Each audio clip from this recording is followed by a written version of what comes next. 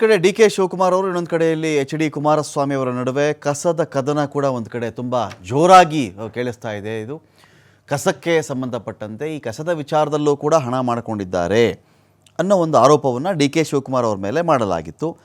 ಅದಕ್ಕೆ ಎಲ್ಲಿ ಬೇಕಾದರೂ ಇವರು ಬಹಿರಂಗ ಚರ್ಚೆಗೆ ಬರಲಿ, ನಾನು ಮಾತಾಡೋಕ್ಕೆ ರೆಡಿ ಇದ್ದೀನಿ, ಕುಮಾರಸ್ವಾಮಿ ಕರಪ್ಷನ್ ಕಿಂಗ್ ಅಂಥೇಳಿ ತಿರುಗೇಟನ್ನು ಕೂಡ ಕೊಟ್ಟಿದ್ದಾರೆ ಡಿ ಕೆ ಶಿವಕುಮಾರ್ ಅವರು. ಹಾದಿ ಬೀದಿಯಲ್ಲಿ ಮಾತನಾಡುವವರಿಗೆ ನಾನು ಉತ್ತರ ಕೊಡಬೇಕಾಗಿಲ್ಲ, ಅವನ ತಮ್ಮನೋ ಅಣ್ಣನೋ ಇದ್ದಾನಲ್ಲ ಅವನನ್ನು ಸದನಕ್ಕೆ ಕಳಿಸ್ಲಿ, ಆಗ ಉತ್ತರ ಕೊಡ್ತೀನಿ. ನಾನು ತಮ್ಮನೋ ಅಣ್ಣನೋ ಇರಬೇಕಲ್ಲಪ್ಪ, ಅವನಿಗೆ ಸದನಕ್ಕೆ ಕಳಿಸ್ಲಿ, ಕಸದ ವಿಚಾರದಲ್ಲಿ ಟೆಂಡರ್ ವಿಚಾರದಲ್ಲಿ ಏನು ಮಾಡಿದ್ದಾರೆ ಏನು ಕತೆ ಅಂಥೇಳಿ ನಾನು ಉತ್ತರ ಕೊಡ್ತೀನಿ ಅಂತ ಏಕವಚನದಲ್ಲಿಯೇ ಕೇಂದ್ರದ ಸಚಿವರಿಗೆ ಡಿ ಕೆ ಶಿ ತಿರುಗೇಟು ಕೊಟ್ಟಿದ್ದಾರೆ.